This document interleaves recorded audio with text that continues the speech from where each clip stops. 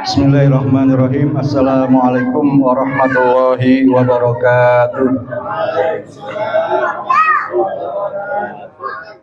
Alhamdulillahirabbil alamin wa bihi nasta'in ala umurid dunya waddin. Assalatu wassalamu ala asyrafil anbiya'i wal mursalin sayyidina Muhammad wa alihi tahirin wa ashabihil mujahidin, amma ba'du. Yang saya hormati jamaah sekalian di Majelis Taklim Musholla Al-Ikhlas Puri Delta Kiara, saya senang sekali pada malam hari ini dapat hadir pada majelis ini, majelis milenial kalau saya sebutnya ini. Masa Majelis Taklim ada ulang tahunnya?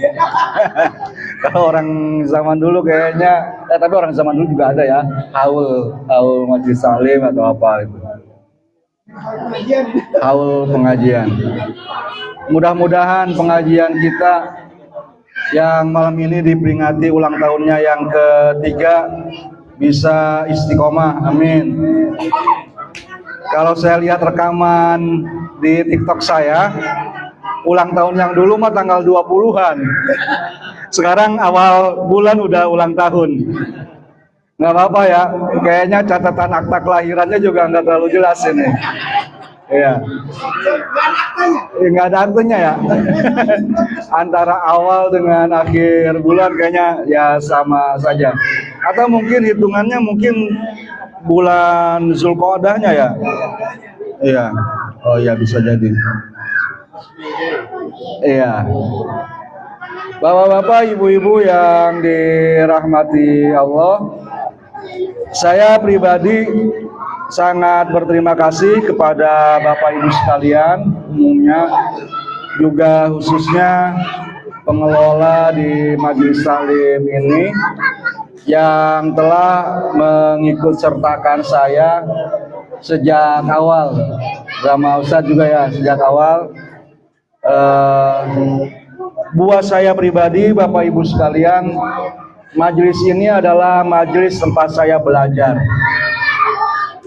Walaupun saya diundang, diberikan kesempatan untuk berbicara lebih banyak, pegang pengeras suara, menjadi pengajar, jadi ustadz lah sebutannya. Tapi benar-benar alhamdulillah, salah satu barokah dari pengajian ini dan pengajian-pengajian lain di pada waktu ini, saya menyadari bahwa di setiap majelis itu saya adalah pelajar juga. Penjelasannya seperti ini, Bapak Ibu yang saya hormati. Kalau ada ilmu yang bermanfaat, itu adalah ilmu yang diamalkan. Al ilmu bila amalin kasyajar bila samar. Ilmu yang enggak diamalkan itu seperti pohon yang tidak berbuah. Atau dalam redaksi yang lain itu disebutkan malah al ilmu bila amal falaisa bi ilmin. Ilmu yang enggak diamalin itu mah bukannya ilmu.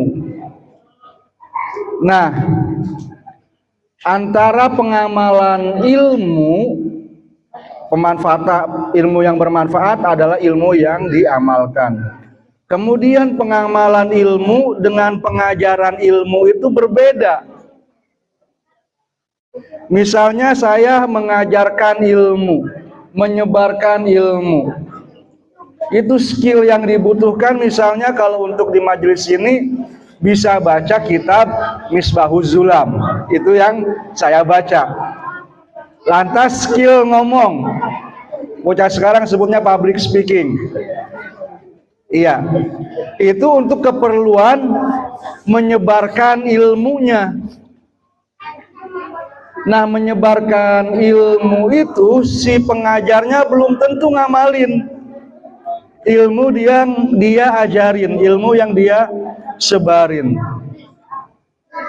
Setelah ilmu itu diajarkan, ditunjukkan kepada semua jamaah, maka posisi pengajar dan murid itu sama saja untuk mengamalkan kepada dirinya sendiri. Dan yang bisa mengambil manfaat dari ilmu itu adalah yang bisa ngamalinnya, mau dia yang belajar maupun yang mengajar. Bapak-bapak, ibu-ibu bisa ngamalin apa yang didengar di sini, beruntung. Saya bisa ngamalin, saya beruntung. Kalau saya nggak bisa ngamalin, bapak-bapak bisa ngamalin. Mudah-mudahan bapak-bapak, ibu-ibu mau ngedoain saya. Itu aja harapan saya. Ya, mudah-mudahan saya juga mendoakan ibu-ibu semua, bapak-bapak, dari yang kita pelajari dari minggu ke minggu bersama saya, bersama asatiz yang lainnya, itu bertambah kedekatan kita dengan Allah Subhanahu wa Ta'ala. Kita semakin mengerti ajaran-ajarannya, apa yang dia perintahkan, apa yang Allah perintahkan, kita semakin mengerti sehingga kita bisa mengerjakannya. Apa yang Allah tegas-tegas larang juga kita mengerti dan kita sanggup meninggalkannya. Di antara yang tegas disuruh sama yang tegas dilarang, ada lagi tuh yang remeng-remeng, yang syubhat. Mudah-mudahan kita juga bisa melihat itu dan bisa menghindarinya. Kalau kita baca kitab Syekh Nawawi di majelis ini itu Misbahuz Zulam. Saya baca di kitab Syekh Nawawi yang lain, namanya Salalim Al-Fudola. Di sana dijelasin bahwa takwa itu ada 3 unsurnya. Imtisalu awamirillah, ngerjain yang tegas di perintah Allah. Ijtinabu nawahi, meninggalkan yang tegas dilarang oleh Allah. Wajtinabu syubuhat. Yang 2 itu biasa disampaikan oleh para khotib di masjid-masjid pada saat khutbah Jumat. Yang ketiga ini masih jarang diungkap, tapi ini juga penting. Di dalam Salalim Al-Fudola itu adalah ijtinabus syubuhat, meninggalkan hal-hal yang syubhat, hal-hal yang remeng-remeng, yang abu-abu.